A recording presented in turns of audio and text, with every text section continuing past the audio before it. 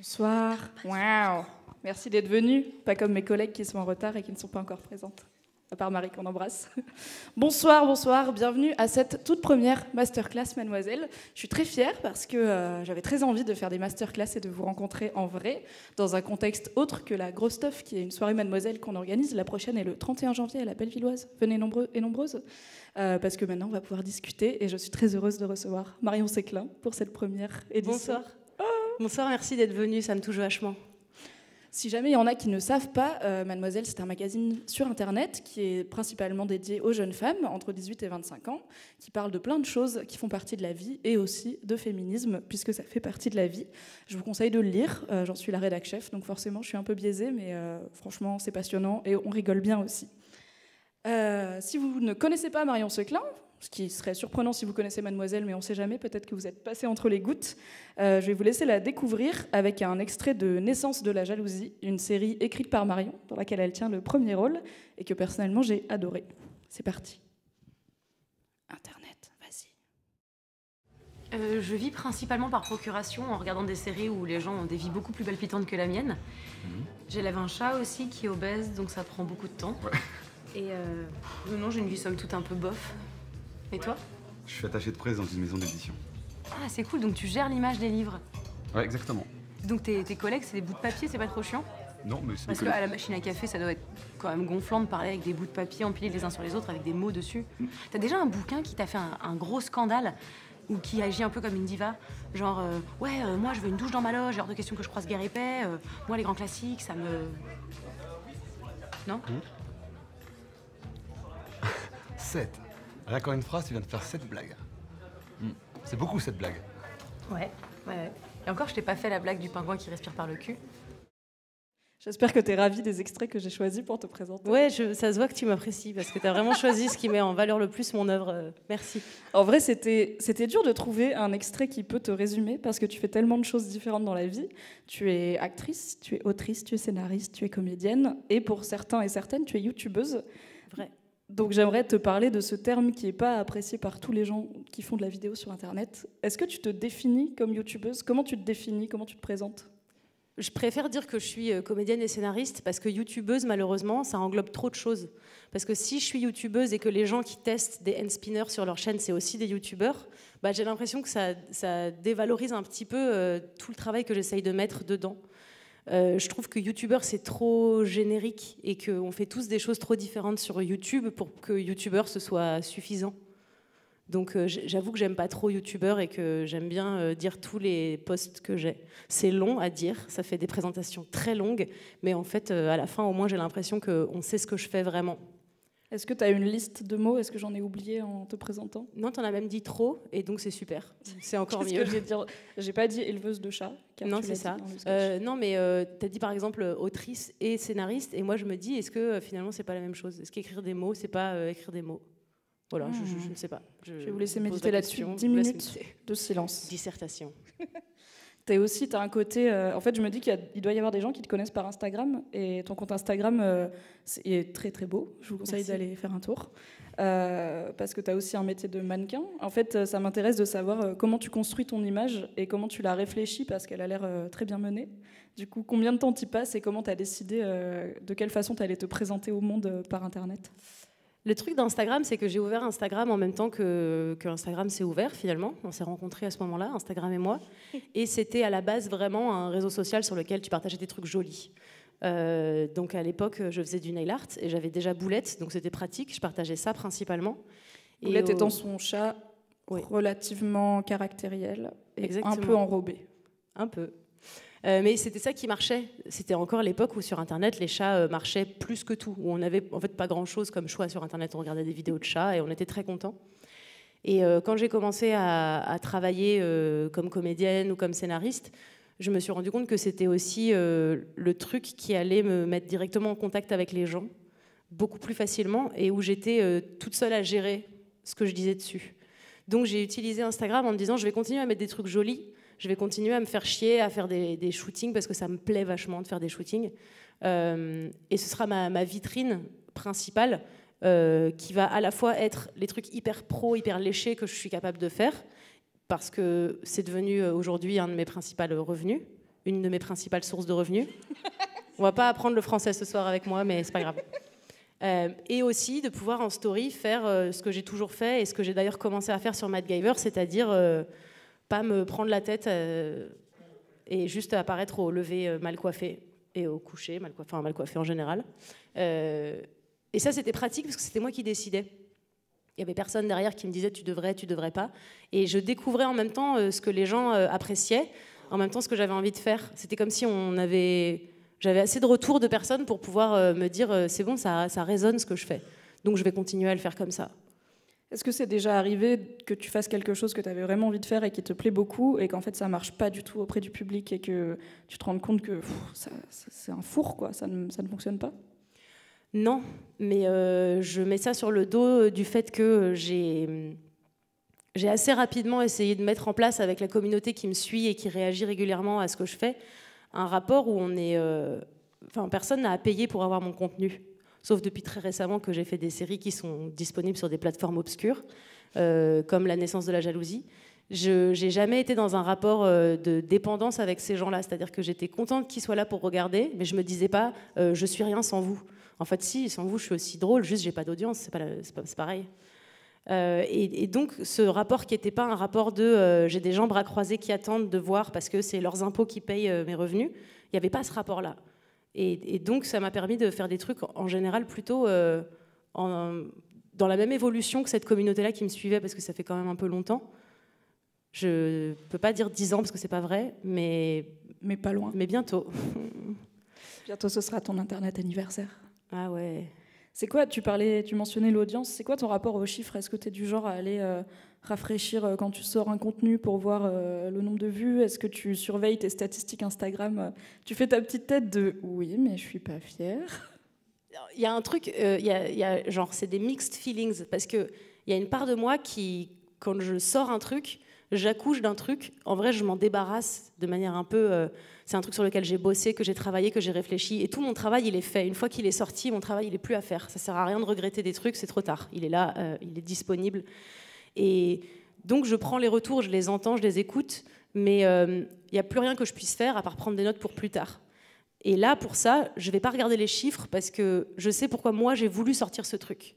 Et qu'ils prennent ou qu'ils prennent pas, moi je suis satisfaite qu'il existe et de pouvoir passer à autre chose.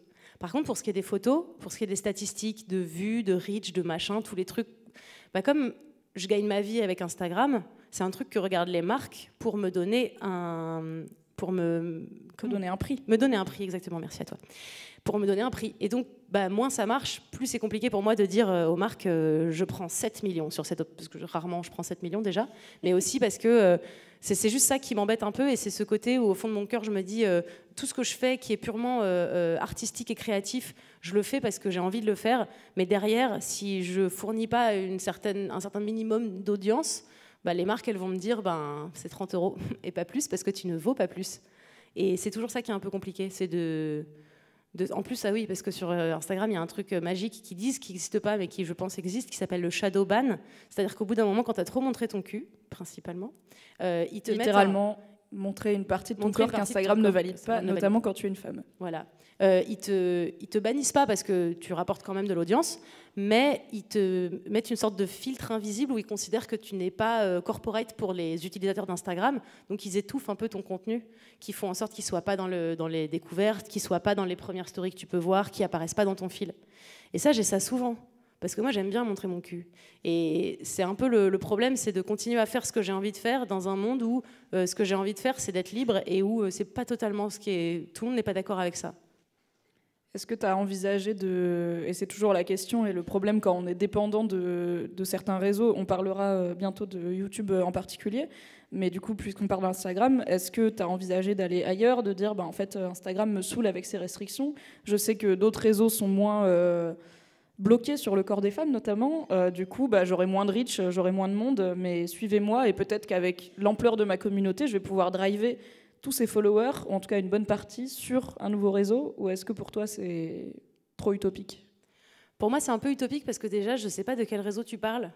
Ce réseau dont tu parles, celui où on nous laisserait vivre et où on ferait attention à ce qu'on raconte dans le contenu plutôt que de juste se dire cette image sortie de son contexte pourrait choquer des personnes qui n'auraient même pas l'âge légal pour être sur ce réseau.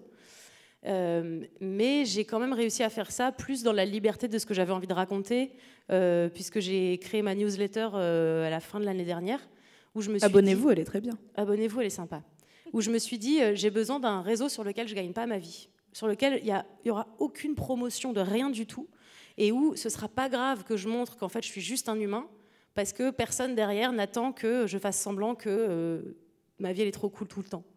Et il y a tellement moins de monde, mais je m'en fiche tellement parce que c'est justement cet endroit où je sais que je peux vraiment dire ce que je veux, parler de tout ce qui me fait douter, tout ce qui me fait hésiter dans la vie.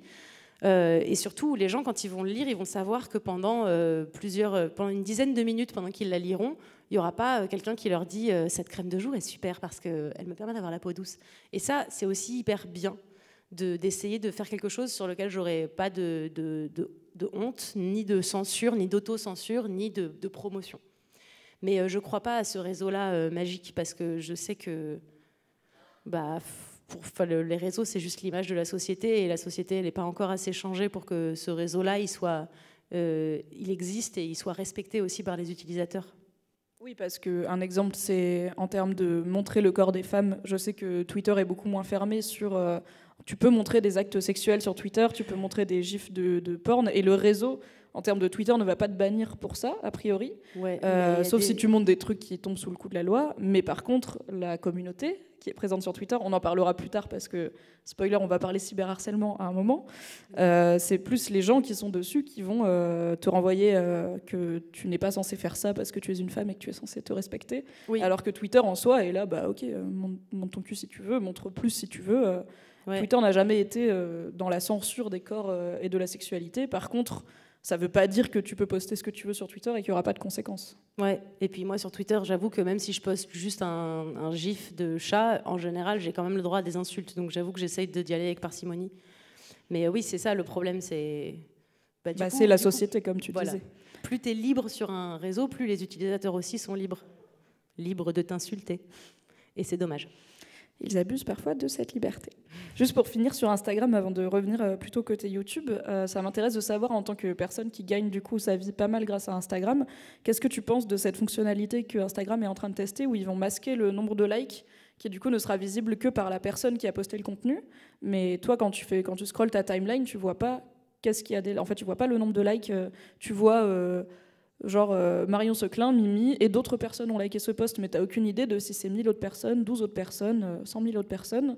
Est-ce que toi, tu vois ça comme une avancée positive ou est-ce que ça pourrait te faire du tort au niveau professionnel Ça pourrait jamais me faire du tort ou m'arranger niveau professionnel, puisque les marques demandent quand même les statistiques auxquelles moi j'ai accès. Donc en fait, j'aurais toujours moyen, moi, de savoir combien de gens ont liké. J'ai peur que ça motive moins les gens à liker. Je sais pas, bizarrement, j'ai l'impression qu'on est quand même tous un petit peu des gentils moutons et que on like des choses qui marchent, même si on veut pas trop le reconnaître. Et du coup, je me dis, s'il y a plus le compteur de likes, il y a plein de gens qui vont plus liker, qui vont juste scroller comme les 3/4 des gens sur Instagram font, c'est-à-dire ils regardent des trucs, ils trouvent ça joli, puis ils likent pas, et ils likent pas. Et comme là, il y aura même plus les likes, du coup, autant les retirer carrément. Enfin, tu vois, il y a un truc dans ma tête, c'est... Oui, pourquoi le faire à moitié et pas juste dire c'est une vitrine où il n'y a pas d'interaction possible, où tu peux à la limite repartager en story, mais tu peux pas liker, quoi. Enfin, je me demande le but à terme, puisque si toi, en tant qu'utilisateur, tu as quand même accès, moi, quand je poste un selfie, regarder les likes, c'est ce truc qui est un peu une drogue un peu bizarre et malsaine. Si moi, j'ai encore accès, en fait, j'aurai encore accès à ce truc bizarre et malsain. Donc, oui, tu pourras juste pas te comparer en te disant j'ai eu que 1000 likes alors qu'une telle elle a 1200, je le vois parce que j'ai vu sa photo. C'est là où ça peut protéger les gens qui sont un peu accros à cette popularité parfois réelle et parfois factice sur Internet, parce qu'il y a aussi des gens qui achètent des likes, qui achètent des followers, mais en tout cas ça te protège à moitié, on va dire. Oui. Et puis, de toute façon, si c'était pas sur les likes, le cerveau humain a la capacité de se comparer avec des milliards d'autres choses qui sont complètement impalpables, donc... Si c'est pas les likes, c'est autre chose, c'est la longueur des cheveux, c'est le nombre d'abonnés, c'est la destination de vacances, enfin voilà. Il y aura toujours moyen de se comparer si on cherche. Pour revenir à YouTube du coup, et au fait que tu te définis pas comme youtubeuse, ce qui je pense est plus compréhensible pour toi, enfin je pense que c'est compréhensible pour tout le monde et tout le monde se définit comme il veut, et je comprends les créateurs et créatrices qui veulent pas être liés à un nom de marque en fait, ils veulent pas être youtubeurs parce que bah, pour eux, ils sont créateurs de contenu qui est sur YouTube, mais si demain c'est plus YouTube, ils sont toujours créateurs. Mais toi, pour toi, c'est encore plus compréhensible parce que tu n'as pas commencé en lançant ta chaîne comme comme beaucoup l'ont fait. Tu n'as pas commencé dans ta chambre avec une webcam à l'époque où c'était encore possible de percer dans une chambre avec une webcam. Tu as commencé dans des collectifs, dans des structures existantes. Donc il y a eu Golden Moustache, il y a eu Studio Bagel, il y a eu Mademoiselle. Je vais montrer, du coup, je vais passer un extrait de MacGyver, qui sont les vidéos que tu faisais sur Mademoiselle il y a longtemps. Oui. Un extrait savoureux à base de ménage. Je ne sais plus si on voit Boulette. J'espère que. Bah, j'espère, attends. Ménage et chanson. chanson. Un chat. Donc c'est Bébé Marion, nous sommes en 2014. C'est parti. Ouais, me jugez pas.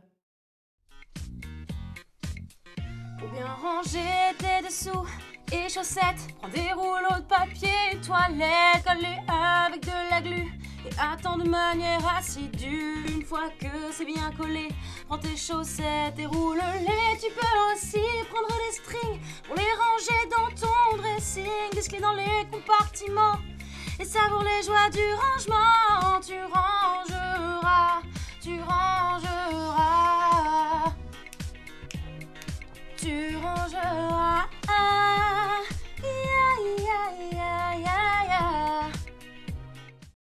T'es quand même un bon zozo, Marion. Ouais. Cet épisode, c'était mon préféré. Parce que jusqu'à la veille, on ne savait pas ce qu'on allait faire.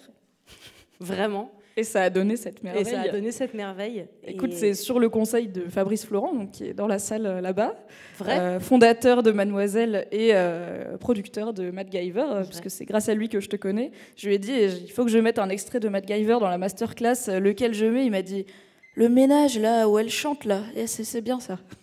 Mais oui, c'est votre préféré à tous les deux. En plus, c'était un truc bête, c'était que c'était l'époque où toutes les grandes séries, genre qui duraient depuis très longtemps, avaient fait des épisodes musicaux, genre Scrubs, Grey's Anatomy, et on avait 7 épisodes. Et moi, j'ai dit, on va faire un épisode musical parce que nous aussi, on est une grande série. Et voilà, ça a donné ça. Et donc voilà, tu t'es pas lancée toute seule sur YouTube au point que c'est limite devenu un running gag au bout d'un moment de quand est-ce que Marion Seclin aura sa chaîne YouTube, parce que la meuf est partout sur YouTube et elle a pas de chaîne. Et en plus, si je me souviens bien, t'as créé ta chaîne, t'as rien mis dessus, mais t'avais quand même des abonnés. Après, t'as mis des trucs de temps en temps quand tu le sentais. Et maintenant plus depuis. Ouais. Oui, si vous êtes abonné, ne vous étonnez pas de ne pas avoir de notifications. C'est pas YouTube qui déconne, c'est Marion qui fait autre chose de sa vie. C'est ça. Qu'est-ce qui fait que t'es arrivée à la vidéo sur Internet sans prendre le chemin qui maintenant est le chemin classique de se lancer en solo, puis gagner en notoriété, puis rejoindre un collectif? Bonne question. Déjà, l'autre truc avec le fait d'être décrit comme youtubeur, c'est que pour plein de médias traditionnels, appelons-les comme ça, la télévision, le cinéma, les magazines, les autres trucs que nos parents ont validés, youtubeur, c'est ridicule. Un youtubeur, c'est un zozo dans sa chambre, quoi. Il fait des blagues, c'est pas très recherché, ça fait rigoler des jeunes. Et du coup, c'est difficile de travailler, de gagner sa vie avec ce genre de boulot quand, entre producteurs, ils disent « Ah non, mais c'est juste qu'elle est youtubeuse ». Et où tu te dis « D'accord ». Enfin, genre, elle aurait pu dire « C'est juste qu'elle vend des sols le samedi au marché ». C'était vraiment ça a le même poids pour eux en termes de... Donc, j'avoue que j'avais pas l'impression que j'avais déjà envie d'avoir une étiquette qui allait me desservir. Et encore aujourd'hui, on a beau attendez, je reviens vers vous. On a beau avoir réussi à prouver que sur YouTube, il y a des personnes qui font des choses extraordinaires, on a toujours, à chaque fois qu'on a un youtubeur sur un plateau télé, des gens un peu vieux cons, et c'est pas leur âge que je critique, mais leur bêtise, qui commencent à nous expliquer que c'est pas vrai, c'est pas des vraies audiences, et puis de toute façon, c'est complètement nul. Donc j'avoue que j'avais pas envie de me ranger là-dedans, et que plus ça allait, plus avoir ma chaîne, ça voulait dire aller me ranger là-dedans, aller me ranger dans la catégorie, elle fait des petites vidéos, et en fait, j'ai commencé à travailler, et je suis arrivée à une sorte de plafond de verre, je dirais, que je pensais pas qu'il existait.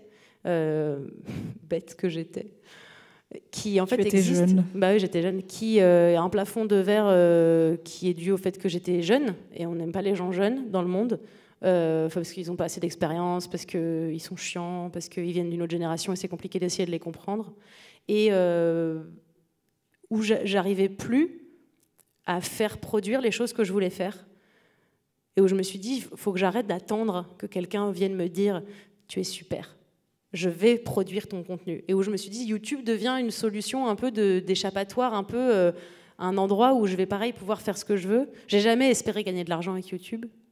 Jamais, à aucun moment, j'ai espéré gagner même 32 centimes. Et c'est à peu près tout ce que ma chaîne m'a rapporté jusque-là. Donc, je suis presque contente. Mais je me disais, au moins, j'aurai un canal, j'aurai un diffuseur, un endroit où je vais pouvoir mettre ce que j'ai envie de faire. Et c'est ce qui s'est passé jusqu'à ce que j'ai moins le temps et jusqu'à ce que j'ai un peu moins l'envie aussi.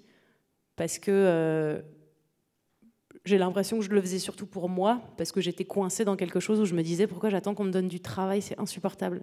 C'est dur d'attendre qu'on te donne du travail. Et je ne sais pas pourquoi, dans ma tête de comédienne qui a fait une école d'art dramatique, je devais attendre sur mon cul de passer des castings et que plusieurs individus me choisissent ou pas.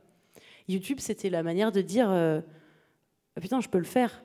Peu importe ce que ça fera à la fin, au moins je l'aurais fait, je l'aurais sorti. Donc ensuite, ça m'a moins gêné d'arriver sur YouTube. J'ai pris beaucoup de plaisir aussi à bosser avec des trucs déjà existants, notamment Mademoiselle, parce que je savais qu'il y avait déjà un public et que c'était pas d'être rassurée parce qu'il y avait de l'audience, c'était juste que je savais qu'il y avait des personnes qui lisaient déjà les articles et qui étaient déjà sensibilisées à ce ton-là. Parce qu'on ne va pas non plus se leurrer, je commençais sur YouTube à une époque où il n'y avait pas beaucoup de nanas qui faisaient de l'humour. Donc on était non seulement pas bien vus, mais on n'était même pas bien répertoriés. Vous étiez pas bien nombreuses et c'était plus compliqué pour vous parce que vous étiez des femmes.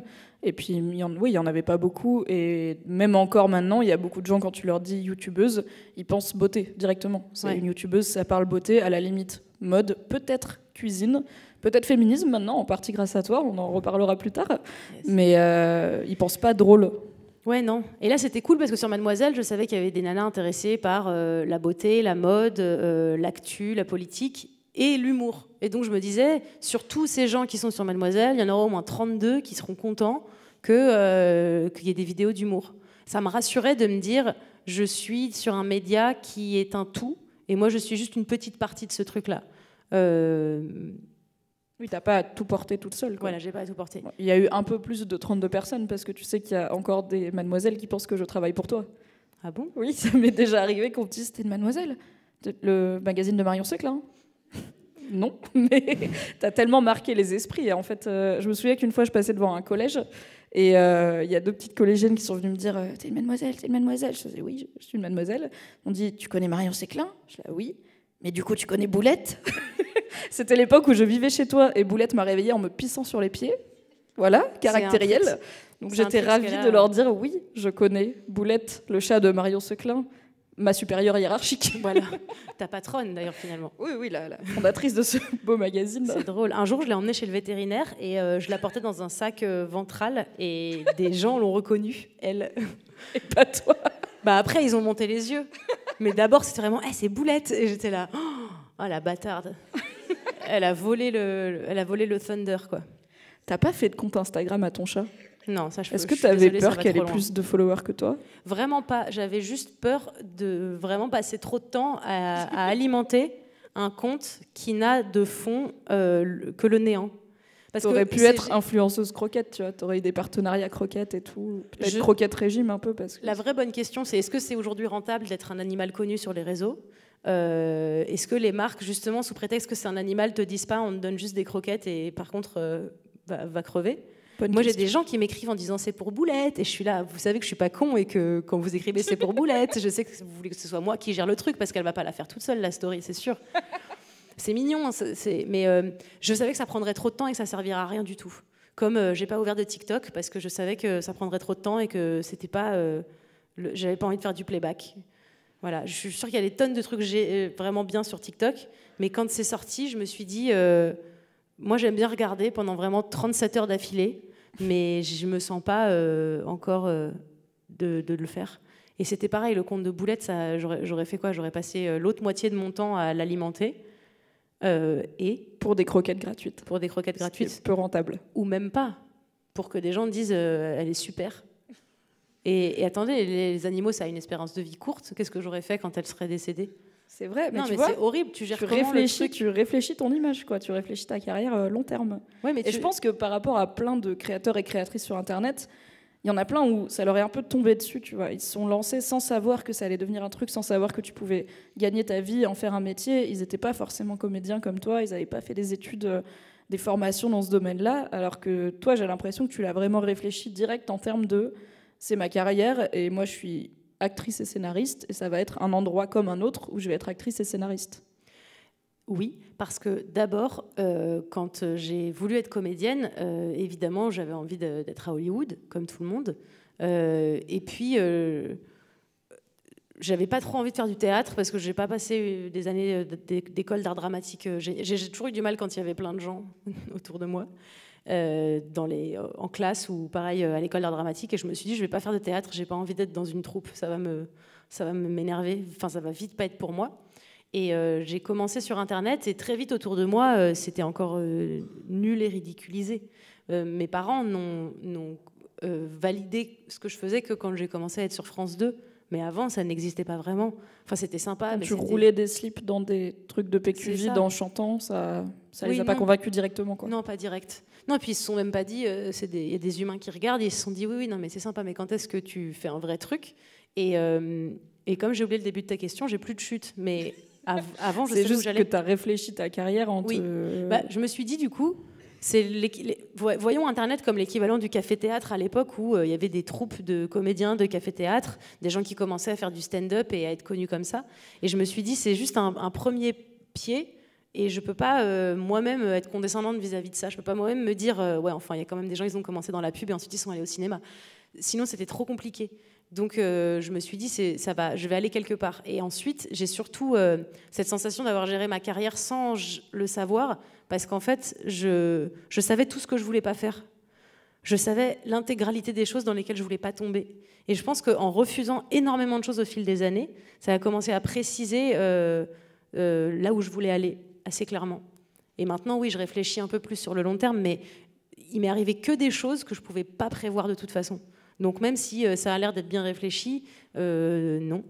Il y a beaucoup d'impro. Beaucoup d'impro, beaucoup de hasard, beaucoup de trucs qui tombent et tu sais pas pourquoi, et t'es là, ok. Ok, on va bosser avec. C'est intéressant que tu dises que t'aimes pas être entouré de gens et que tu voulais pas être dans une troupe, parce qu'au final, t'as été dans des collectifs.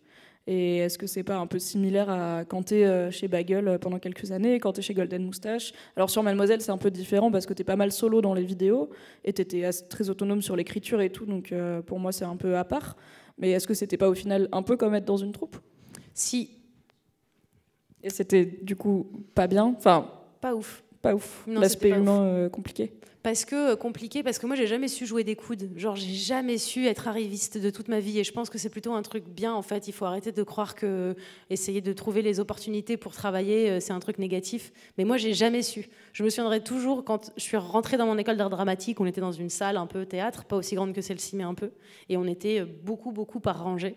Et le directeur nous a dit c'est un métier difficile, sachez qu'il n'y en aura qu'un seul par rangée de vous qui vont réussir. Et moi, j'ai regardé autour de moi et je me suis dit, ah, qui ça va être ?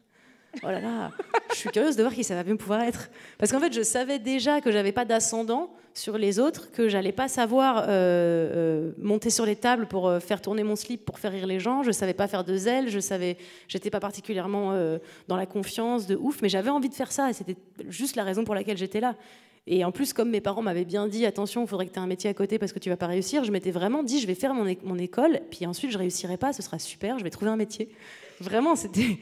Comment ça se passe 15 ans plus tard ? 15 ans plus tard, je dirais que genre, c'est le storytelling des acteurs dont les parents disent, quand il était petit, il piquait la caméra de la famille, il faisait des blagues, c'est beaucoup des conneries, c'est cool si ça leur arrive, mais en fait, parfois, on ne sait pas qu'on a un moteur en nous, et à un moment, il est juste là, et on ne peut pas l'ignorer. Et ça ne veut pas dire qu'aujourd'hui, je sais jouer des coudes et je sais taper les gens pour être première, mais dans les collectifs, j'ai jamais su me mettre en avant. Quand on passe, ma plus grande hantise, c'est les castings que tu passes avec d'autres acteurs qui passent eux aussi le casting pour d'autres rôles. Parce que souvent, il y a un peu d'impro et tu te dis, c'est dans ce moment-là que tu vois qui est en insécurité et qui n'est pas en insécurité. Et un acteur en insécurité, c'est méchant, c'est bizarre. Et j'ai passé plein d'essais avec d'autres comédiens qui, en impro, dès qu'ils ont une toute petite fenêtre, te taclent. Et où je me suis dit, ouais, moi, je ne sais pas faire ça. Je ne sais pas tirer la couverture et ne pas du tout en laisser aux autres, même si c'est coûte que coûte, c'est ma carrière qui est en jeu. Je n'ai jamais su. Donc, les collectifs, ça m'a toujours un peu pesé parce que je trouve que les obligations sociales pour essayer de tirer son épingle du jeu sont un peu nulles. Donc, c'était un peu difficile pour cette raison-là.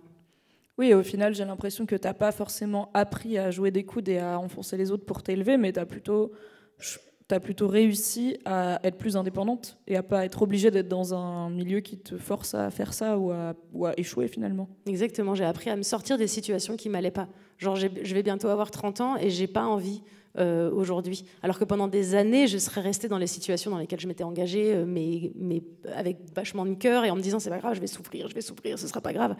Et en fait, aujourd'hui, non. Enfin, aujourd'hui, je me rends compte, non pas que la vie est précieuse, et non pas que j'en doutais avant, mais que genre, j'ai plus le temps. J'ai plus le temps si c'est juste un problème d'ego. Et c'est souvent des problèmes d'ego. C'est ça le problème. C'est que si, en général, les problèmes des collectifs, c'était des problèmes de créativité, de direction de projet, de trucs comme ça, mais souvent, c'est vraiment juste, alors qui est la plus grosse ? Montrez tous vos bites. Et moi, je sais pas, j'aime pas faire ça. Je déteste les rapports de force. C'est intéressant, ça m'offre une bonne transition vers mon prochain sujet. Bravo. Je vais faire genre, j'ai fait exprès. On n'a pas répété. J'aimerais bien te parler de sincérité sur Internet, parce que je pense que tu es une des personnes qui la cultive bien, notamment dans tes stories. Alors, il y a un aspect très marrant dans tes stories, et très, très zozo, où tu danses dans ta salle de bain en te séchant les cheveux, mais il y a aussi une forme de vulnérabilité que tu cultives dans ta newsletter. Et j'ai l'impression qu'avec la professionnalisation d'Internet et des youtubeurs et des influenceurs sur Instagram, il y a une forme de méfiance du public qui a de plus en plus de mal à croire que les gens sont réels et sincères et qu'ils ne sont pas juste là pour construire leur image qui va leur permettre de décrocher des OP, qui va leur permettre de gagner de l'argent. Est-ce que c'est quelque chose que tu as ressenti dans le rapport du public ? Est-ce que les gens te challengent plus sur cette question-là ? Non, parce que j'ai toujours été, sans faire exprès, quand j'ai commencé MadGyver, je savais ce que je voulais pas faire de tous les tutos que j'avais déjà vus, et je voulais juste faire des tutos de la vie qui allait nous être utile. Parce que je me souviens qu'à l'époque, mais quand je dis à l'époque, j'ai l'impression d'avoir 70 ans. À l'époque, il y avait beaucoup de tutos beauté et il n'y avait pas encore, je crois, d'outils de montage, où il y en avait, mais personne ne savait s'en servir. Du coup, il faisait vraiment 40 minutes. Tu regardais un tuto de Smokey Eye et vraiment, il fallait avoir les 40 minutes ou alors avancer et prier pour ne pas avoir raté une info importante. Et je m'étais dit, nous, on va faire ça un peu plus rapidement. Et surtout, sans vraiment réfléchir, je me suis jamais dit... je veux être vachement pimpée, je veux être vachement mise en avant et c'est hyper important pour moi. J'ai très naturellement directement été vers je me réveille le matin, c'est l'heure du tournage, Fabrice sonne, l'équipe rentre et l'état dans lequel je me suis réveillée sera l'état dans lequel je vais tourner. Oui, puisque c'est tourné dans ton ancien appartement, c'est vraiment, c'est pas un studio comme les youtubeurs dans leur chambre qui en fait est en plateau, c'est vraiment chez toi. C'est ça, c'est chez moi. Et ce truc-là, déjà d'authenticité, ça m'a en fait retiré une énorme épine du pied, qui était le fait de me poser des questions sur l'image que j'allais renvoyer à autrui. Donc, quand Instagram a commencé à faire des stories, j'ai eu ce même truc de ça sert à quoi de faire un contenu qui est disponible 24 heures si c'est pour me prendre plus la tête pour savoir si c'est un bon angle, sachant que les gens ne remarquent de toute façon jamais ça. Mais jamais. Je vois j'ai juste regardé comment moi je consommais les stories des gens, les contenus, les trucs comme ça. Et je suis presque persuadée que c'est comme les complexes. Si t'en parles pas, personne ne voit que toi, t'as un problème avec ta mèche qui fait ça, avec ton cheveu qui fait ça, avec ton truc. C'est vraiment un truc que j'ai appris quand je faisais du mannequinat. C'est-à-dire que moi, je voyais une photo et les réactions des personnes qui regardaient cette photo étaient tellement différentes que je me disais, mais je peux pas contrôler l'impact que j'ai. Et encore moins mon image. Parce que ça ne sert à rien que je me plaise à moi. Il n'y a pas de manière pour me plaire. C'est trop compliqué. J'ai grandi avec une haine totale, comme les 3/4 des humains sur Terre, de l'image que je renvoyais. Donc forcément, il y a un moment où je me suis dit, combien de temps je vais encore perdre à essayer de savoir si c'est le bon angle, si c'est assez glamour, si c'est ce qu'on attend d'une femme ou pas. Donc je me suis dit, vu que je n'ai pas de contrôle dessus, je m'en fous. Je vais m'en foutre. Et en fait, c'était hyper libérateur. C'était hyper libérateur et ça m'a permis de jamais avoir trop de... C'est plus l'inverse, c'est plus quand je fais un truc vraiment stylé, genre que je suis particulièrement pimpée ou que je vais vivre un voyage particulièrement glamour où je me sens limite presque mal à l'aise parce que j'ai envie de dire, attendez, non, c'est pas la vie, tous les jours, c'est juste Rappelez-vous, avant-hier, j'avais les cheveux gras, j'avais la marque de l'oreiller, c'est moi aussi, c'est pareil. Ouais. Parce que moi, je sais que c'est ça que je cherche sur les réseaux. Je dis pas que je cherche juste de l'authenticité, j'adore rêver, j'adore voir des gens sur des plages, je trouve ça génial, ça me donne des envies, des idées, des trucs comme ça, mais je sais que moi, j'aurais aimé grandir avec l'image d'une meuf qui s'en foutait dans 90% du temps de son image et que ça n'empêchait pas de pouvoir faire des shootings enfin de montrer qu'on était tous vraiment du réveil jusqu'au coucher, qu'on pouvait être 1 milliard de trucs différents et que jolie, c'était pas important. C'était pas ça qui allait être important. C'est pas le mode de base, quoi. T'es pas obligé d'être jolie et ensuite peut-être tu fais des trucs. Voilà. Tu fais des trucs et parfois tu les fais en étant jolie. Exactement. Est-ce que c'est quelque chose que les gens te renvoient Qu'est-ce qui se passe dans tes DM? Est-ce que les gens t'ont déjà parlé du fait que peut-être ça leur fait du bien de te voir au naturel? Et surtout, c'est très marrant quand on ouvre ton Insta parce qu'il y a les photos hyper léchées, hyper belles, dans plein de mises en scène différentes, super travaillées. Et on ouvre tes stories et c'est toi en train de te brosser les dents en slip, en dansant sur du Maria Carré, tu vois. Donc c'est 2 salles, 2 ambiances. Est-ce que les gens te parlent de ce naturel et de cette sincérité que tu continues à incarner? Pas trop, mais parce que j'ai l'impression qu'en fait, comme on vit tous avec des gens de la vie qui sont exactement comme cette meuf qui se brosse les dents le matin, c'est pas non plus un truc qui va choquer l'œil. On va pas se dire vraiment... Enfin, je fais des trucs vraiment d'humains, et comme tous les humains qui me suivent, enfin tous les humains qui sont des humains qui me suivent font les mêmes trucs d'humains que moi, j'ai pas l'impression qu'ils notifient que c'est différent. Il y en a quelques-uns qui notifient, mais je pense que c'est vachement plus subtil que ça. Ils sont pas en train de remarquer que par rapport à d'autres personnes, ma manière de me mettre en scène est différente, mais juste ça ressemble à leur vie. Mais ils n'ont pas besoin de me dire ça ressemble à ma vie parce qu'ils vont pas aller me dire putain mais moi aussi je me brosse les dents. Oh, mais dingue. Et en fait c'est ça qui joue, c'est que finalement je fais rien de plus que tout le monde.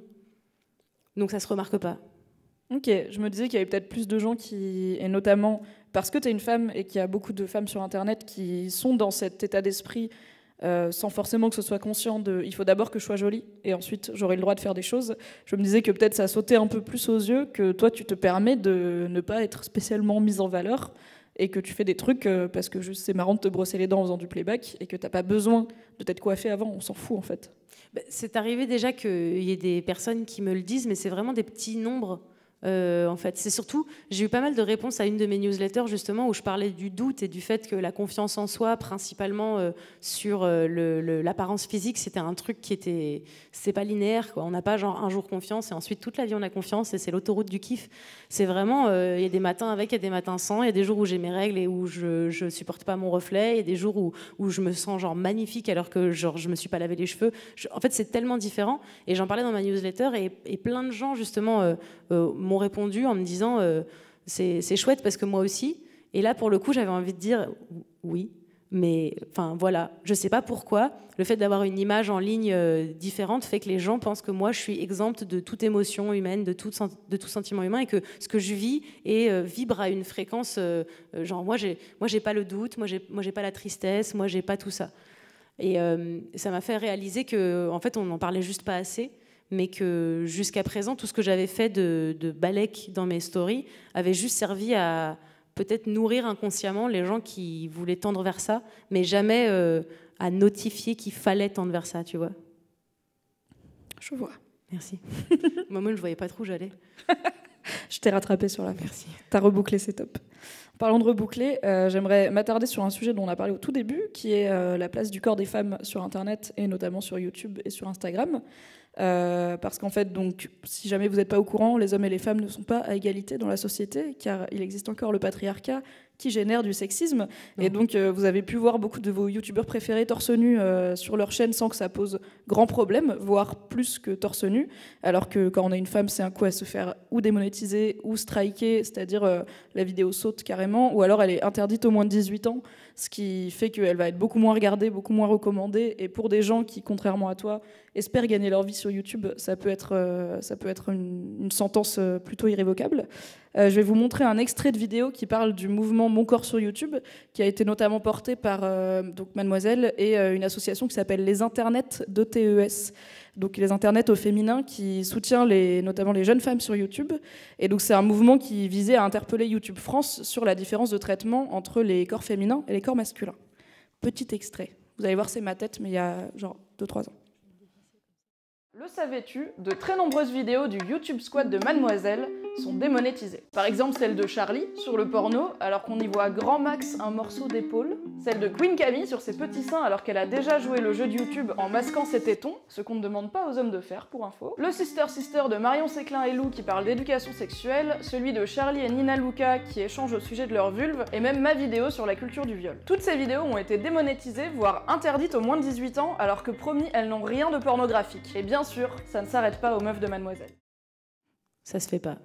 C'est tout ce que j'ai à Good dire. times d'être une femme sur Internet. Et en fait, toi, Marion, je pense que tu as été une des premières femmes que j'ai vues parler librement de ces sujets qui touchent au corps féminin. Tu as notamment beaucoup fait pour la démocratisation de la coupe menstruelle, puisque tu as mis une génération entière de meufs à la coupe menstruelle, je pense. Oui. Et dans une excellente vidéo avec Sophie Rich que je vous conseille. Et du coup, qu'est-ce qui fait que tu as pris, entre guillemets, ce risque? Parce que je me doute qu'en plus, même au niveau des marques et tout, c'est quelque chose qui est un peu plus en vogue maintenant, qui est un peu plus accepté, de parler des règles, de parler... Vous avez peut-être vu dans le métro, il y a des affiches pour le livre Sex Education qui met en scène notamment une serviette hygiénique avec des paillettes rouges au milieu. Si vous vous rappelez, il y a 4-5 ans, c'est pas quelque chose qu'on aurait vu dans le métro parisien et on le voyait même pas beaucoup, ni sur Instagram, ni sur YouTube et tout, en tout cas dans l'internet français. Je pense que tu as été précurseur sur ce genre de sujet. Qu'est-ce qui fait que tu as pris le risque, entre guillemets, d'en parler ? J'avais l'impression que le gain allait être beaucoup plus important que la peine. Enfin, en fait, je m'en foutais de savoir si ça plaisait, si ça dérangeait, si ça plaisait pas. J'avais juste ce truc hyper urgent de dire pourquoi j'ai 21 ans et parce que j'avais 21 ans à l'époque, hein, c'est plus le cas aujourd'hui. J'ai 21 ans et pourquoi j'ai honte d'exister. Genre, pourquoi j'ai honte de tous ces trucs naturels. Genre, personne n'a honte d'avoir des poumons. Jusque-là, c'est toujours OK. Pourquoi tous les autres trucs, moi, je devrais avoir honte de les avoir ? Et ça m'a semblé tellement injuste, et je pense que j'ai toujours été un peu trigger par l'injustice, où je me suis dit, il faut qu'on sache, il faut qu'on en parle, il faut juste que si ça peut aider des gens, même un gens, ce sera trop bien. Et j'ai jamais pensé au préjudice que ça allait m'apporter. Je me suis jamais dit, un jour une marque va refuser de travailler avec moi parce que je parle de vulve. Jamais j'avais imaginé ça. En fait, dans ma tête de con, c'était, ça nous arrive, c'est logique qu'on en parle, ça pourrait nous changer la vie, point. Et alors que tu te le sois jamais dit, j'entends, mais est-ce qu'il n'y a pas des gens du milieu qui te l'ont dit ? Est-ce qu'il n'y a pas des gens qui t'ont dit parfois Marion, calme-toi un peu peut-être sur les trucs de meuf, tu sais, un peu genre pas très glamour, parce que en fait, t'arrives à cultiver tellement de facettes différentes de ta personnalité et de ta création. Est-ce qu'il y a des gens qui t'ont dit il faut que tu caches cette facette de toi pour pouvoir conserver les autres ? Si tu veux continuer à faire des photoshoots cool avec des marques, il faut que tu arrêtes de parler de ragnagna sur Internet, tu vois. Non, parce que j'ai commencé à faire des photoshoots cool avec des marques une fois que j'avais déjà parlé de trucs. En fait, j'ai commencé à gagner ma vie avec Instagram qu'il y a quelques années. Avant, j'intéressais pas du tout les marques. J'étais trop ça marchait pas pour eux. C'était pas ça l'image de la femme qui voulait véhiculer. C'était pas ça leur cliente. C'était trop brut. C'était bas. Non. Enfin, c'était tous ces trucs qu'on cachait depuis des décennies. Donc, j'ai jamais eu ce problème où les marques m'ont vraiment dit on veut pas de toi parce que t'es devenu, parce qu'en fait j'étais déjà comme ça. Et c'est plus l'inverse, c'est plus moi qui disais aux marques je veux pas de vous parce que je suis obligée de dire ça et je peux pas le dire, c'est nul, c'est con, c'est pas ce que je défends. Donc j'ai eu cette chance, mais vite fait là, de pouvoir très vite dire je crois que ce que je raconte est plus important que tous les dollars que je pourrais me faire si je décidais de pas le raconter. Et le bénéfice d'avoir aidé des gens ou d'avoir donné des informations là où on ne savait pas où aller en chercher. Moi, quand j'ai découvert la coupe menstruelle, je suis allée sur le Wikipédia. C'était tout, il n'y avait que le Wikipédia. C'était fou. Enfin, je veux dire, je me disais comment c'est possible. On est beaucoup à avoir nos règles quand même. Vite fait beaucoup, ouais. Vite fait beaucoup. 2-3 personnes, 32 peut-être. Non, puis pendant longtemps. Donc je me disais, c'est fou. Et en fait, ça m'a semblé tellement d'être une aberration que c'était plus important pour moi de dire un truc dessus, de faire un truc dessus, plutôt que de voir le risque. Il y a des gens qui m'ont dit attention, mais c'était plus avec le féminisme. C'était genre attention à pas trop être catalogué féministe. Et j'étais là, c'est vrai que vouloir l'égalité, c'est chaud. Ça va peut-être me desservir. Et c'est vrai, ça m'a desservi énormément. Mais aujourd'hui, je suis à un stade où je me dis, si des gens veulent pas bosser avec moi parce que je suis féministe, je veux pas bosser avec ces gens. Je peux pas vouloir bosser avec ces gens. C'est pas possible. J'ai pas envie de faire des projets, de devoir les trafiquer, les faire rentrer dans une boîte, les tordre, et quand ça sort, qu'on dise c'est Marion Séclin et que je fasse non, mettez un pseudonyme, c'est pas moi. Genre, c'est horrible d'avoir honte de ce qu'on a fait après, parce que ça prend plein de projets prennent des années de travail, donc c'est hyper difficile d'avoir honte de ce que tu as fait. Donc, ouais, c'était pas Disons que si j'avais vraiment eu envie de me faire un maximum d'argent, c'était pas la bonne marche à suivre. Mais c'était pas ça, sur le coup, qui me tentait. Est-ce que tu l'as vécu comme une victoire et comme une preuve que ce que tu fais, ça marche, quand des marques qui avant ne voulaient pas collaborer avec toi parce que tu parlais des règles, parce que tu parlais de cul, parce que tu étais féministe, ont compris que les femmes veulent voir des femmes féministes qui parlent de règles et de sexualité et se sont mises à bosser avec toi? Est-ce qu'il y a un moment où tu t'es posé et tu as regardé un petit peu ce qui se passait dans ta vie et tu as fait hey, est-ce qu'on n'a pas un peu gagné? On n'a pas fini de gagner, et on a un peu gagné. Ça m'a fait un truc un peu de fierté, mais malheureusement je suis un peu rancunière, et principalement avec les marques qui prennent beaucoup les femmes pour des imbéciles. Donc à chaque fois qu'une marque qui m'a refusé ou quoi revient quelques années après la queue entre les jambes, en général sans être désolée, mais juste en disant on a une super nouvelle opération, on a pensé à toi parce qu'on trouve que t'es super, j'ai toujours tendance avec un peu ma fierté à dire cool, au revoir. Moi j'ai pas envie parce qu'il faut jamais oublier que même si les marques elles viennent avec un message féministe, elles ont un truc à vendre derrière. J'ai pas envie que le féminisme ce soit un outil d'instrumentalisation des nanas pour venir nous faire nous dire c'est génial, je consommerai cette marque parce qu'elle est féministe. Par contre, à la différence, les marques qui m'avaient jamais contactée, qui sont venues me contacter au moment où j'avais un peu le vent en poupe sur Instagram pour me dire on voudrait que tu fasses ça, et en fait ta carte blanche, c'est-à-dire que peu importe ce que tu veux raconter, tu le racontes à ta sauce et on aime vraiment ce que tu fais et on sait ce que tu fais. Là, je me disais c'est une victoire. Alors, je ne sais pas s'ils n'ont pas fait le coup à d'autres nanas, mais on ne travaille jamais avec des gens irréprochables. Mais en fait, on fréquente jamais des gens irréprochables. Personne n'est irréprochable sur Terre. Donc, je ne suis pas allée vérifier les antécédents des marques. Mais je me suis dit, c'est trop bien. J'arrive à un stade où j'ai réussi à gagner ma vie en posant mes conditions. Et on regarde mes conditions et on dit, c'est d'accord pour tout. Ça, c'était génial. Bravo. Merci. Tu parlais du fait que être féministe, ça t'a parfois desservi, et je pense que c'est compliqué de t'interviewer dans ce genre de rendez-vous sans mentionner, pour finir, le fait que tu as été victime de cyberharcèlement, parce que tu as parlé de féminisme sur Internet, sur mademoiselle.com. Voilà, c'était chez nous.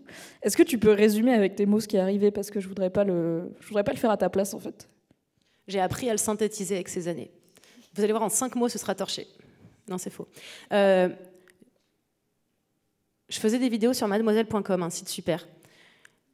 D'abord, j'ai commencé à faire une vidéo où j'ai demandé aux gens de réagir sur Twitter avec le hashtag T'es féministe, mais pour essayer de contrer un peu les réflexions un peu bêtes qu'on avait sur le féminisme, qui ont l'air dans l'imaginaire collectif d'aller à l'encontre de aimer le sexe, s'épiler, se maquiller de féminine, exister, respirer. Du coup, j'ai eu beaucoup de réactions sur Twitter et j'ai pu faire cette vidéo. Et dans un second temps, j'ai voulu faire la même chose avec le harcèlement, surtout pour dénoncer le victim blaming, qui consiste à dire aux victimes que c'est de leur faute et qu'elles n'avaient qu'à pas exister. Donc j'ai fait la même chose, j'ai lancé le hashtag T'as été harcelé mais, qui a aussi bien pris. J'en ai fait une vidéo et cette vidéo a été très mal prise par beaucoup de personnes, et je vais pas faire de semblant, par des hommes. Parce que franchement, s'il y a 1 ou 2 femmes dans l'assemblée des gens qui m'ont harcelée, elles sont venues s'excuser. Et je rigole pas, j'ai vraiment eu des femmes qui sont venues s'excuser. Mais elles étaient 4. Même dans les commentaires, je les avais jamais vues. J'étais là, mais qui étiez-vous? Donc je me suis fait... J'ai essayé de dénoncer qu'en tant que victime, on était beaucoup dans la merde, et que surtout l'espace public n'était pas à nous, et qu'on ne se sentait pas à l'aise dedans, et que de par nos expériences, notre réalité et en général ce qui nous arrivait dans la rue, on avait plutôt envie de ne pas se faire aborder, et clairement pas de se faire draguer. Et on m'a reproché d'avoir fait trop de généralités, que tous les hommes n'étaient pas des harceleurs de rue, et que la drague c'était sympa, et que tu pourrais être flatté quand même, c'est un compliment. Oui, voilà, après parce que c'est un compliment, et que du coup ça veut dire qu'on n'a plus le droit de se parler. Du coup ça veut dire qu'on peut plus rien dire. Voilà. Et tous les trucs de mauvaise foi qui en découlent. On a récupéré mes propos mais même pas juste les transformer. Il y a des gens qui m'ont quoté et j'étais là, mais il est où l'extrait? Non, il y a des gens qui ont vraiment quoté des trucs genre je n'aime pas les hommes, signé Marion Séclin. J'étais là, mais quand j'ai dit ça, à part seule dans ma douche. Non, mais vraiment, j'étais devenue genre une monstrueuse castratrice qui voulait pas qu'on lui parle dans la rue. La pute. Donc, je me suis fait harceler pendant longtemps, pendant très très très longtemps, Ça a duré si longtemps, c'était presque une blague. Je pensais qu'à un moment, les gens se fatigueraient, mais je sais pas, c'était... Et ensuite, c'est devenu trendy. Du coup, si tu mettais Marion Séclin dans une vidéo, t'étais sûr d'avoir énormément de gens qui allaient la regarder parce que critiquer Marion Séclin, c'était trop à la mode. Et ensuite, ça s'est arrêté. Ensuite, il y a eu MeToo. Voilà. Ça a calmé un petit peu les gens. En fait, j'aimerais bien... En vrai, ça les a calmés. Ouais, pas tous. Après, on peut encore plus rien dire. Enfin, voilà. Il y a aussi, ça a calmé les gens et ça a aussi relancé la mauvaise foi... voilà, point. En fait, c'était pas si court. En tout cas, ça a permis aux gens de prendre au sérieux le harcèlement sexiste un peu plus, ce qui est bon, c'est déjà ça. En fait, j'ai pas envie de parler en détail du cyberharcèlement que tu as vécu, parce que tu l'as très bien résumé, et surtout que tu en as fait un TEDx qui est très intéressant, parce que tu as fini, en fait, pendant cette période où tu as été cyberharcelé, tu en as peu parlé, tu répondais pas aux gens, enfin très peu, tu n'allais pas te défendre, et je pense que c'est une stratégie que personnellement je conseillerais à toute personne harcelée sur Internet, parce que les gens ne sont pas là pour débattre en bonne foi et peut-être trouver un terrain d'entente et être convaincus, c'est très très rare. Ils sont généralement là pour remettre des pièces dans la machine, et en fait ils sont 1000 et toi tu es toute seule, donc tu vas pas gagner, tu vas juste perdre du temps. Et du coup, pendant longtemps, tu n'en as pas parlé et tu as fini par en parler publiquement avec une conférence TEDx dont je vais vous passer un extrait et je vous encourage à aller la voir en entier. Elle n'est pas si longue que ça et elle est très cool parce que tu informes les gens de comment ils peuvent, eux, aider les personnes cyberharcelées et agir à leur échelle. On peut tous et toutes agir à notre échelle contre le cyberharcèlement. Donc je vais vous passer l'intro et ensuite on parlera de ce sujet ensemble. Avec joie. Je suis championne de France. Je sais, vous me regardez, vous vous dites, avec ses jambes, peut-être saut en longueur, je sais pas. Comment ça se fait si elle est championne de quelque chose qu'on n'a jamais entendu parler d'elle? Non. Je suis championne de France dans une catégorie bien plus accessible. Tout le monde peut participer et en général, tout le monde participe sans trop le vouloir. Depuis l'été 2016, je suis championne de France de cyberharcèlement. Pas parce que... Merci beaucoup, merci. Alors, c'est pas parce que j'ai participé, je précise, c'est parce que j'ai subi. J'ai subi un des plus impressionnants cas de cyberharcèlement de France. Plus de 40 000 commentaires menaçants, insultants, violents, en un peu plus d'1 an. C'est un record. Bravo pour ton record, Marion. Merci. Merci. Je sais pas s'il n'y a pas quelqu'un qui me bat aujourd'hui. Ah, peut-être qu'aujourd'hui, il y a des gens qui te battent, mais à l'époque, écoute, t'étais bien leader sur ta catégorie. Et en fait, quand je t'ai vu en parler publiquement, j'ai eu un peu peur pour toi. Et j'ai pas eu peur que ça recommence, ce qui peut être un truc, quand on parle du cyberharcèlement qu'on a vécu, ça peut réveiller les cyberharceleurs et harceleuses qui se disent « Ok, ça fait longtemps que j'ai pas joué à ce jeu, on va y aller ». Mais j'ai plus eu peur que tu sois réduite à ça, en fait, que tu sois juste la meuf cyberharcelée, la meuf victime en fait, et que tu ne sois plus que ça. Et j'ai été personnellement très impressionnée par la manière dont tu as mené ta barque, puisque tu as fait cette conférence, qui est disponible sur Internet gratuitement. Tu as fait, je pense, 1 ou 2 interventions dans des médias bien choisis qui voulaient te parler de ça, et c'est tout. Et ensuite, après, tu étais là, non, merci, tout est sur Internet, vraiment, allez-y, mais je ne vais plus m'exprimer dessus. Comment tu as réfléchi toute cette stratégie, finalement, de je vais parler de cyberharcèlement sans devenir Miss Victime 2017 ? C'est drôle parce que c'est exactement tout le cheminement de la stratégie autour de ça. C'est horrible d'appeler ça une stratégie parce que j'avais envie de mourir à ce moment-là, vraiment. C'est à la base déjà décider de pas du tout en parler pendant que ça se passe. C'était une manière de dire aux gens qui me harcelaient en fait, moi, je suis Enjoy Phoenix. J'ai tellement d'abonnés que je ne vois pas les trucs. Les ignorer, parce que de toute façon, on te dit qu'il ne faut pas nourrir les trolls, mais les trolls, ils s'auto-nourrissent tout seuls. Ils s'auto-mangent les uns les autres, ils trouvent des denrées alimentaires où ils peuvent, et ils se retrouvent par même le silence, ça les nourrit. Donc il n'y avait pas de solution, j'arrivais pas à en sortir. Je les ai ignorés pendant 1 an, ensuite pendant une autre année, ça a duré 2 ans en tout, et ça s'est un peu effiloché vers la fin des 2 ans, mais même encore aujourd'hui, c'est un truc qu'on me rappelle, s'il te plaît. Genre quotidiennement, il n'y a pas un jour de ma vie où je me souviens pas qu'il m'est arrivé ça parce qu'il n'y a pas un bolos qui écrit « pas dans la rue ». Donc c'est compliqué. Cette stratégie-là, elle était juste, c'était de la légitime défense, et je pense que j'aurais pu l'instrumentaliser pour que les médias décident d'en parler avant qu'il arrive ce qui est arrivé à Nadia Dame, parce qu'on a eu le même genre de harceleur, et où, en fait, on savait Nadia pas Dame, aussi. pour rappel, c'est une journaliste qui a été harcelée parce qu'elle avait parlé d'un numéro anti-relou que les gens pouvaient joindre pour parler de harcèlement de rue. Et elle a porté plainte contre ces cyberharceleurs qui étaient sous pseudonyme, etc. Et elle a obtenu des condamnations qui peuvent certes paraître légères, mais c'est c'est quasiment une première en France de faire condamner des gens pour cyberharcèlement. Et que la justice prenne ça au sérieux et que la plainte soit prise au sérieux, etc. Je pense que c'est aussi dû au fait que c'était une journaliste déjà connue dans des médias nationaux respectés, plus respectés que la chaîne YouTube de mademoiselle.com. Je pense que ça a joué aussi. Mais aussi, elle a décidé de dire publiquement, il m'arrive ça, c'est ultra relou, sa fille a été menacée, etc. Donc voilà, c'est l'histoire Nadia Dam. Et donc, voilà. Désolée, je voulais faire un contexte. Oui, tu aurais pu décider, tu aurais pu en faire en sorte que les médias parlent de toi avant. J'aurais pu instrumentaliser le truc, dire parlez de moi, il faut que vous en parliez, il faut que ça existe. Et en fait, je me suis dit, genre, c'est tellement désespérant de devoir dire aux gens, en fait, je souffre d'un truc qui existe, mais que personne n'a jamais vécu et que vous ne voyez pas, et auquel de toute façon vous n'avez pas trop envie de donner du crédit, parce qu'en vrai, si on commence à croire que se faire harceler en ligne c'est violent, bah où va le monde? Et finalement, ça a arrangé tout le monde de croire que c'était nul et qu'il suffisait juste que je sois pas sur mon téléphone pour pas le voir et que ça n'existe pas. T'as qu'à couper Internet. Voilà, c'est une excellente solution. Du coup, je me suis dit, je pense que ça va plus me fatiguer qu'autre chose. Et quand on m'a proposé de faire un TED, j'ai dit à Fabrice Florent, je sais pas si vous connaissez, je lui ai dit, j'ai pas envie que mon TED tourne autour du cyberharcèlement parce que j'ai pas envie que des gens me découvrent à cause de ça. Et Fabrice m'a dit un truc digne d'un grand sage, il m'a dit « tu t'en bats les couilles ». Et moi, je me suis dit « c'est vrai, en fait, c'est vrai ». Il m'a dit « de toute façon, tu ne décides pas de comment les gens vont te connaître, et si jamais les gens ils te connaissent par ça, et qu'ils vont regarder ce que tu as fait, bah, ils vont voir ce que tu as fait, ça s'annule pas. C'est pas genre ils vont te découvrir par le cyberharcèlement, et ensuite, toute ton œuvre disparaît, tu seras juste la femme cyberharcelée de France ». Et en fait, j'ai décidé de tirer mon épingle du jeu en me disant si je peux avoir un impact avec ce TED, autant qu'il soit sur...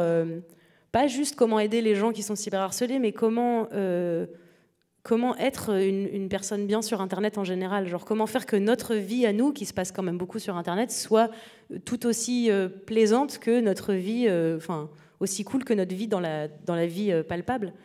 Comment on peut faire ça? Et surtout arrêter de... J'avais tellement envie de casser l'image de on peut rien y faire. Hein. Dommage, dommage. Je trouvais ça tellement... On m'avait tellement répété ça. On m'avait tellement dit oui, mais on peut rien faire. J'étais là, mais c'est fou, pourquoi on s'enlève nous-mêmes notre pouvoir? Pourquoi on a l'impression qu'on n'existe pas si on n'est pas, si on menace pas quelqu'un de viol? Enfin, c'est absurde. Et à partir de là, j'ai même pas réfléchi aux interviews auxquelles je répondais, j'ai pris les premiers. Et je me suis dit, une fois que j'en aurais parlé, j'arrêterais d'en parler parce que j'en aurais déjà marre. Et c'est ce qui s'est passé, j'en ai fait 2 et il s'est avéré qu'elles étaient les plus utiles, entre guillemets. Et ensuite, quand on m'a contactée pour ça, je disais non merci. J'ai beaucoup participé à des thèses ou à des doctorats, à des trucs d'étudiants qui me demandaient un témoignage. Mais au-delà de ça, j'ai essayé de faire en sorte qu'on arrête d'en parler, quoi. Parce que c'est sûr que c'était pas une case hyper agréable, quoi.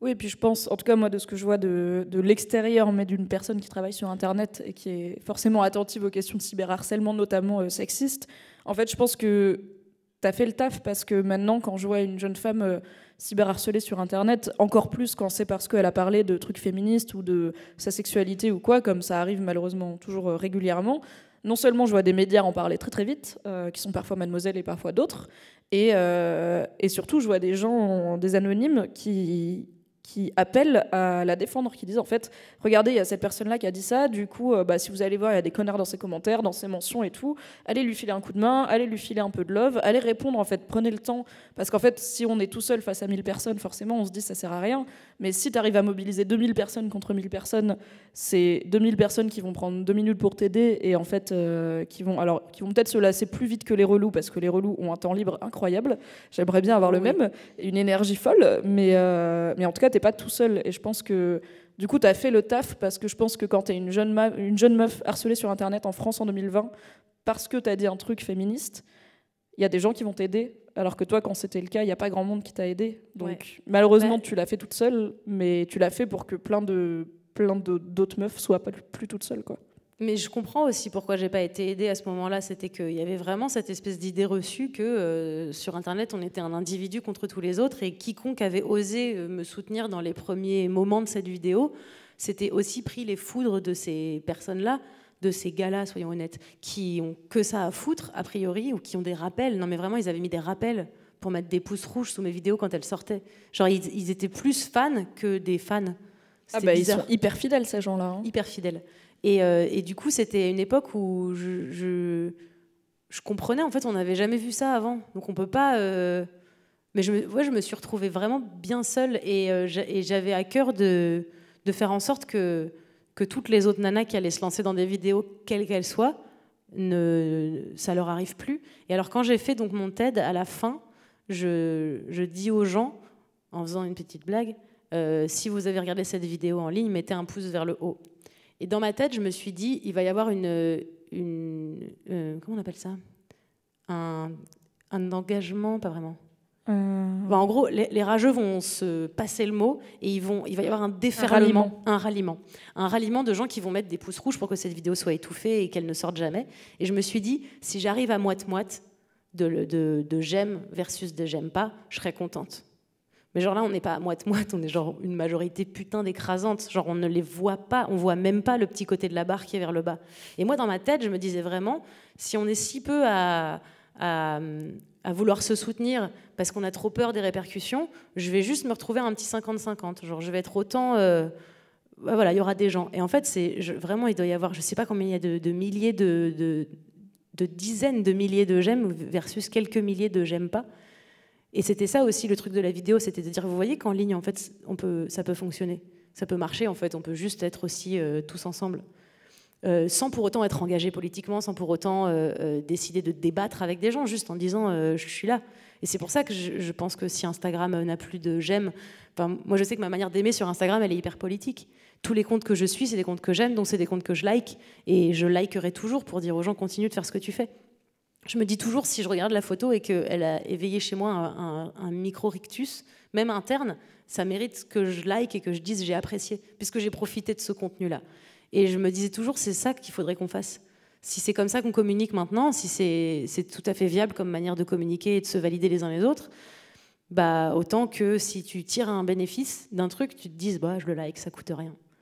Je pense que c'est une bonne leçon pour tout le monde, c'est que sur Internet et dans la vie en général, on a plus le réflexe de dire quand c'est pas bien ou de dire ce qui manque ou ce qui aurait pu être mieux que de dire en fait quand c'est juste cool et qu'on est là cool, j'ai passé un bon moment. On va pas forcément le verbaliser que soit par un pouce alors qu'il y ait un like qui est le système le plus simple parce que c'est littéralement un clic ou un double tap ou un petit commentaire sympa, un tweet, n'importe quoi, alors qu'on va peut-être plus mettre un commentaire pour dire oh je préférais la vidéo d'avant ou oh je trouve que t'es un peu trop maquillée sur cette photo, ce qui vraiment... Est-ce que c'est indispensable de le dire? C'est encore un débat.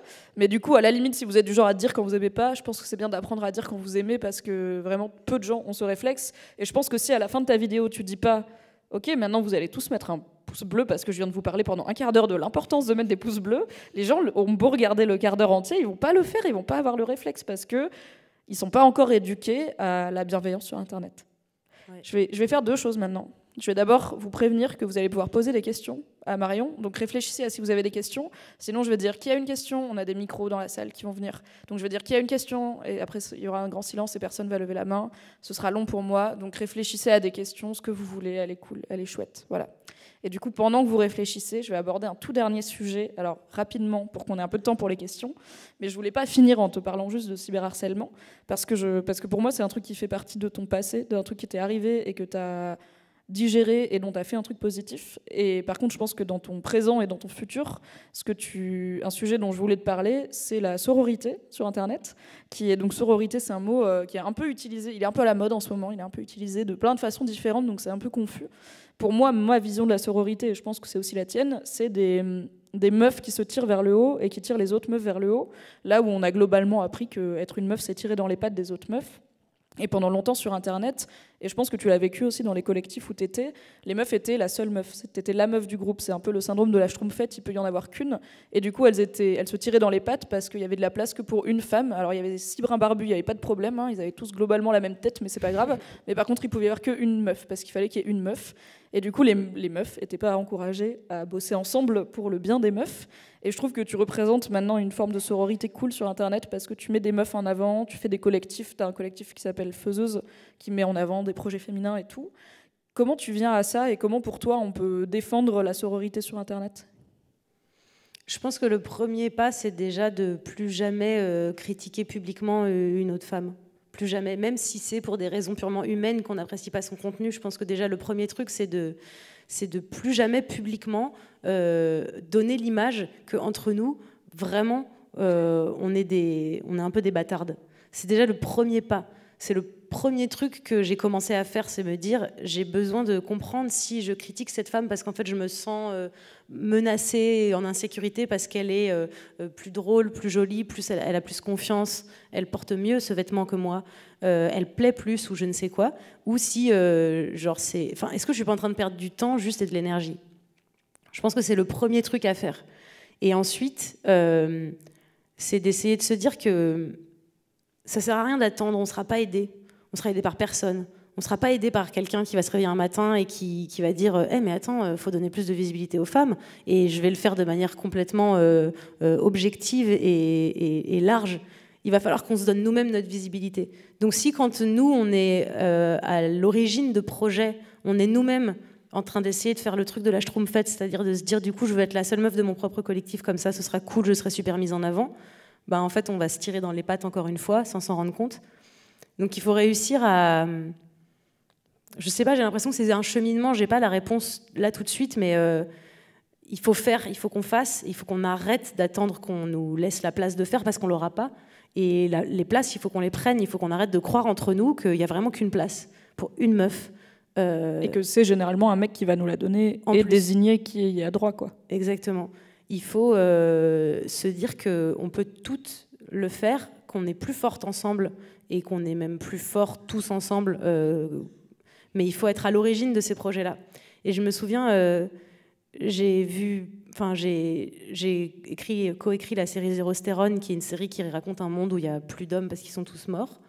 Et alors non, mais c'est rigolo, mais en vrai, c'est les 3/4 des films, tu vois. Fast and Furious, par exemple, ils n'expliquent pas pourquoi les femmes ne sont pas dedans.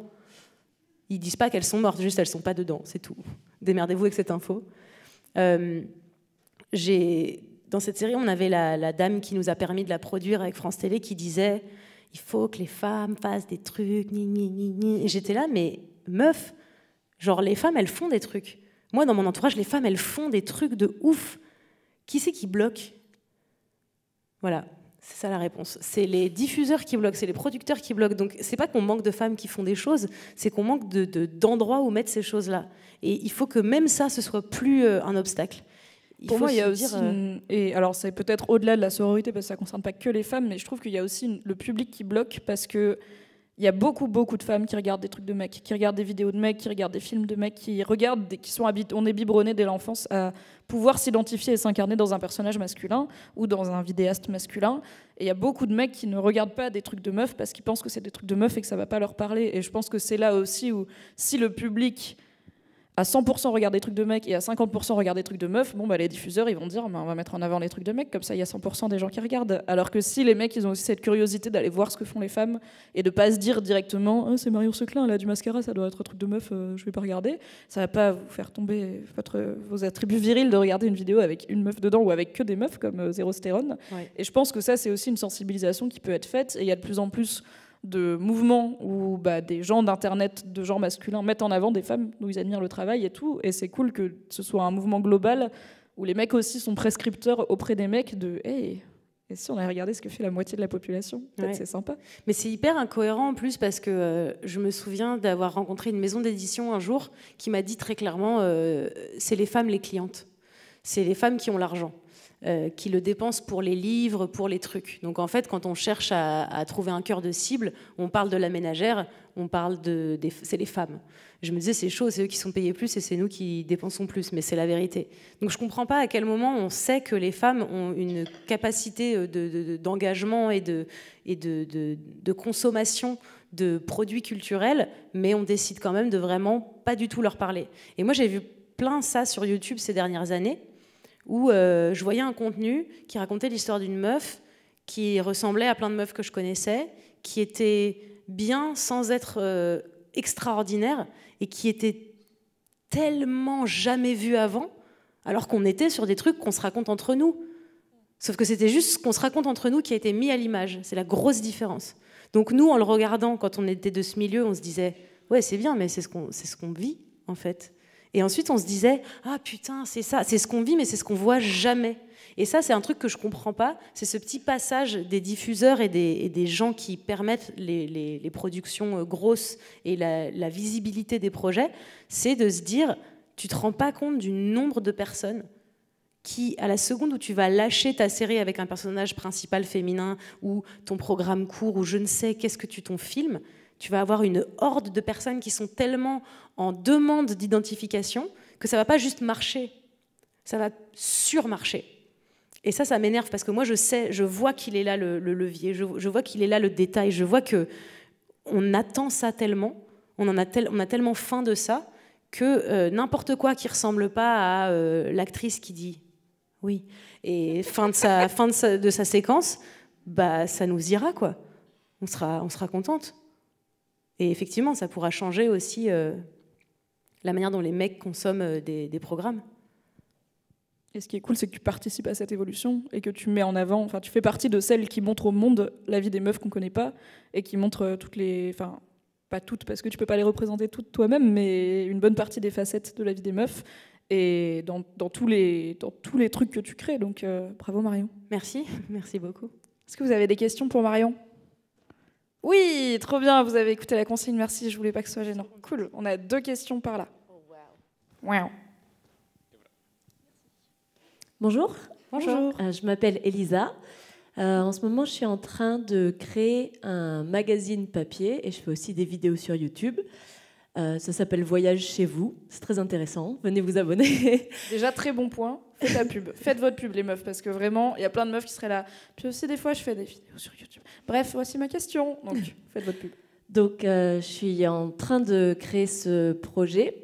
Et en ce moment, ma réflexion, elle est sur la joie. Parce que normalement, c'est un projet qui me tient à cœur, que je suis contente de faire. Et pourtant, il y a des étapes qui sont un peu compliquées. Parce qu'il y a des trucs que je ne sais pas faire. Et il y a des moments où c'est compliqué. Du coup, je suis en recherche de joie. Et je voulais savoir ton point de vue sur la joie. Est-ce qu'il y a des moments où tu recherches ça et comment tu la trouves ? Waouh. J'ai l'impression que ma joie, moi, elle vient de mon entourage, des gens qui sont dans ma réalité tous les jours et qui me rappellent que c'est chouette de faire des trucs, peu importe ce que ça donne à la fin. Des personnes qui, pas me soutiennent contre vents et marées, surtout quand je suis pas très sympa ou quand j'ai la tête dans le guidon, ou justement des gens qui vont être capables de me dire vraiment t'es con, pourquoi non ? Et ça, j'ai mis longtemps avant de comprendre que c'était ça ma joie dans ma vie, c'était que j'étais vraiment très très bien entourée, que j'avais choisi un petit entourage serré et que j'avais dégagé au fur et à mesure, avec des petits coups de pied sur le côté, toutes les personnes qui me faisaient chier. Et décider de plus jamais m'imposer ce truc-là, de travailler avec des personnes qui me saoulent ou avec qui c'est pas fluide, avec qui il y a un rapport de force, un truc d'ego, ça m'apporte vachement de joie. Et arrêter aussi de tout miser sur l'impact que je vais peut-être avoir ou peut-être pas avoir ou peut-être faire, mais juste décider d'occuper mon temps avec des choses que moi j'aime faire et advienne que pourra, parce que ça tu contrôles pas, jamais. Je pense que c'est de là que ça vient la joie. J'aimerais avoir une formule magique ou parler d'une drogue super, mais je suis pas très... j'ai très peu de vie, ça paraît Hercule Poirot, mais c'est pas ouf. Pour tout le monde en tout cas. Merci. Je t'en Merci prie. à toi.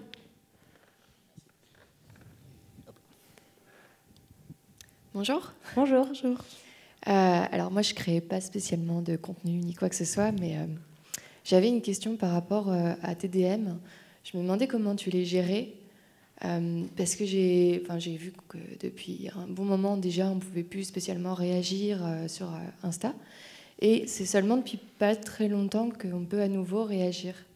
Est-ce que tu les regardes ? Est-ce que c'est important pour toi ? Comment tu gères ça ? C'est un peu par phase. J'ai des phases où genre, je suis dans un train et j'ai 3 heures de trajet, donc je vais aller regarder mes DM. Et des phases où je ne vais pas les regarder pendant très très très longtemps. Ça dépend vraiment de si j'ai le temps de le faire ou pas. Le vrai truc avec les DM, c'est qu'une fois que tu y as répondu, la personne, elle peut t'écrire vraiment souvent. Et si je commence à répondre à tout le monde, bah, en fait, je suis plus qu'un SAV de mon propre travail. Et c'est un peu compliqué. Donc, j'essaye de répondre aux commentaires sous les photos ou ce genre de choses. Et puis, je parle avec des gens que je croise à des événements, quand je me balade, des trucs comme ça. Mais ouais, ça m'est déjà arrivé de répondre à des DM. Et en fait, maintenant, tu peux liker les réponses. Et en fait, les gens se parlent par like de réponses interposées. Alors, on ne se parle plus, on se like. Donc, c'est sympa, mais si c'est pour ça, je préfère plus trop le faire. Parce que je n'ai pas particulièrement retiré de bénéfices fous. Humainement, j'entends, bien sûr. Pas financièrement, je ne suis pas que... Ouais. D'accord, merci. Je pense qu'on a le temps pour une question encore, mais ensuite on pourra se retrouver devant de façon plus informelle, donc on aura un petit peu de temps ensemble. Bonjour. Bonjour. Ma question se regroupe un peu avec celle qui vient d'être posée, au sens où, par exemple, on n'a pas toute la même portée sur les réseaux, au sens où toi, tu vas toucher beaucoup de monde quand tu vas poster quelque chose, et moi, si j'ai 10 j'aime, je suis contente. Et comment, justement, les initiatives comme tu as mis en place pour les faiseuses, comment on peut arriver, justement, si les DM, ce n'est pas une solution, est-ce que tu vois des bonnes façons de transmettre les choses cool qu'on fait pour pouvoir après les mettre en avant, ou est-ce que toi, tu les cherches toi-même et tu n'as pas besoin qu'on te contacte? Parce qu'on a dit de mentionner les choses cool qu'on fait, et je m'écarte pour pas qu'elle me mette un coup de coude, mais elle vient de réaliser son premier film qu'elle porte depuis 10 ans, et les mecs dans notre boîte l'ont enfin poussé en avant. Ça, c'est cool.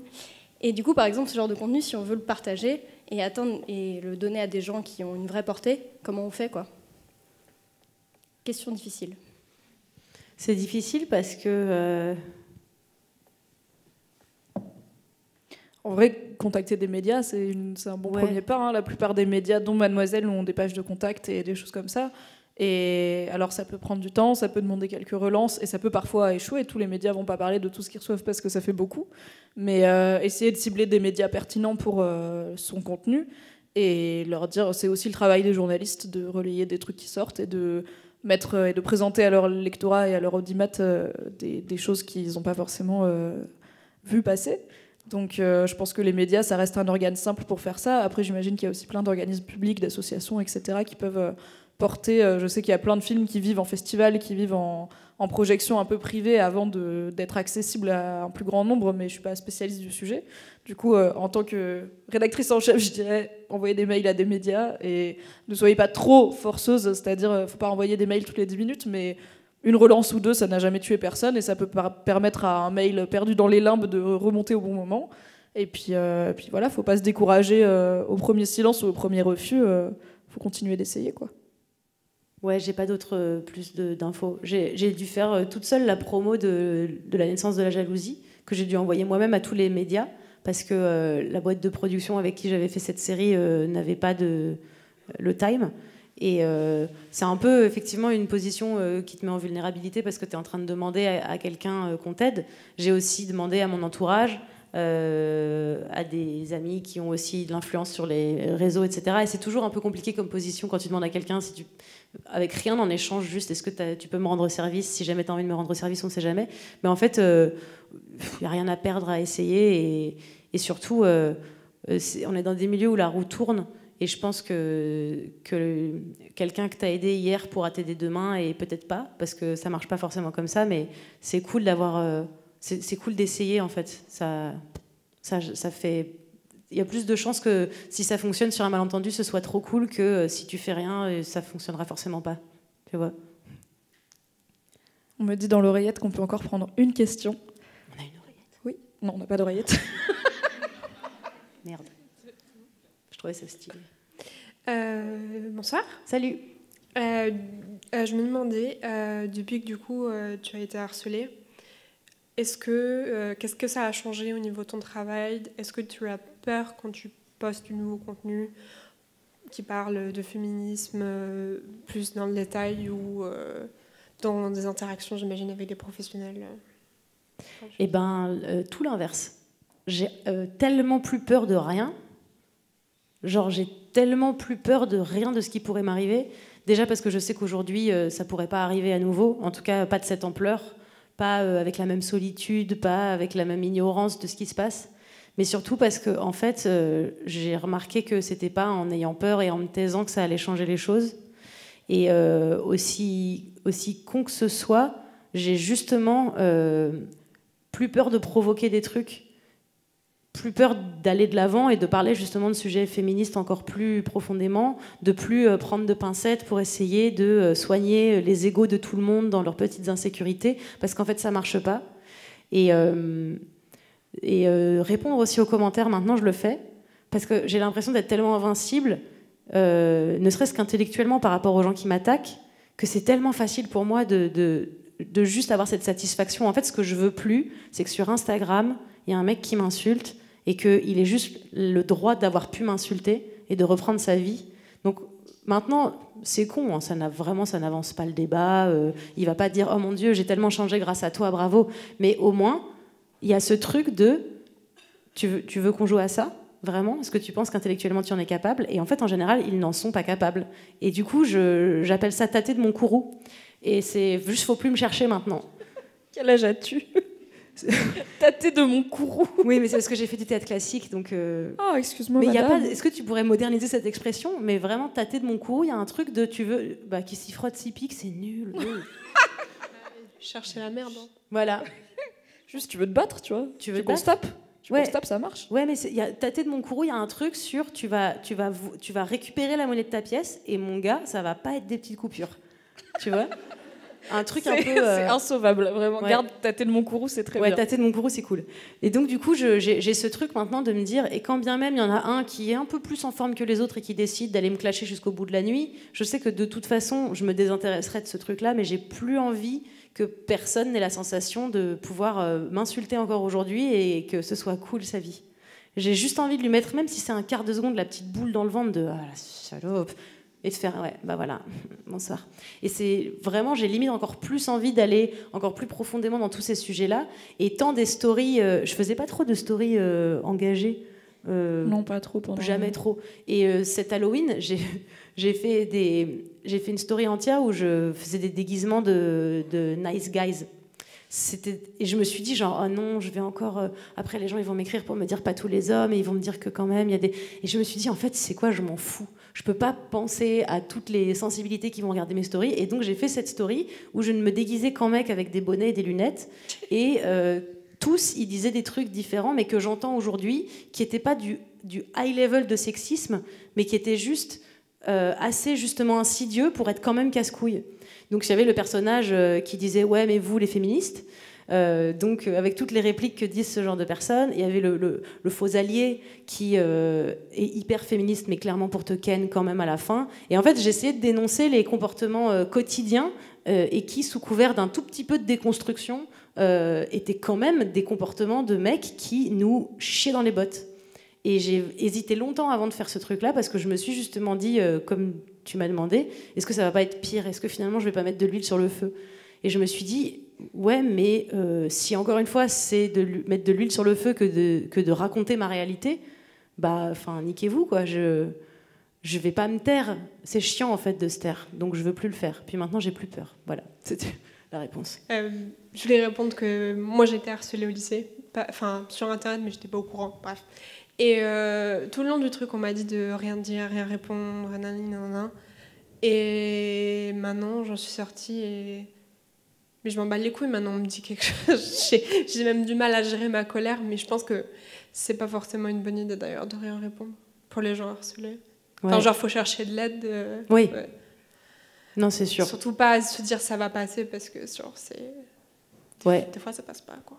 Bah, des fois, ça passe pas et des fois, ça passe, mais le préjudice moral, il est quand même là. Et t'es en plus frustré de rien avoir pu faire et t'es en plus frustré de pas avoir été aidé. Et c'est sûr que...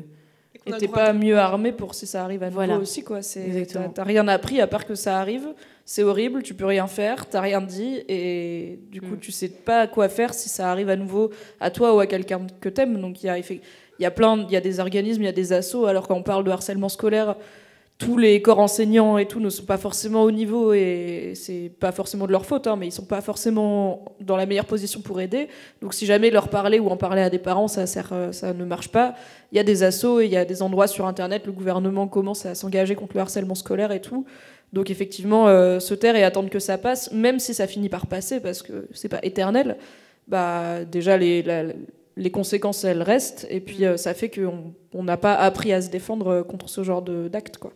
Ouais, mais pour toutes celles ou tous ceux qui auraient peur que ça leur arrive un jour, déjà on s'en rend jamais compte quand on est dans l'œil du cyclone, qu'on est dans l'œil du cyclone. Genre jamais à un moment je me suis dit il faut que je fasse preuve de courage. Jamais je me suis dit ça, juste j'ai continué à vivre et c'était déjà bien. Et ensuite quand on en sort en général, je pense que c'est le cas quand même pour plein de gens, on est justement plus jamais disposé à se taire. Plus jamais. Genre ils savent pas, ils pensent qu'ils m'ont mis à terre, mais en fait c'est pire, ils ont créé un monstre, ils sont cons.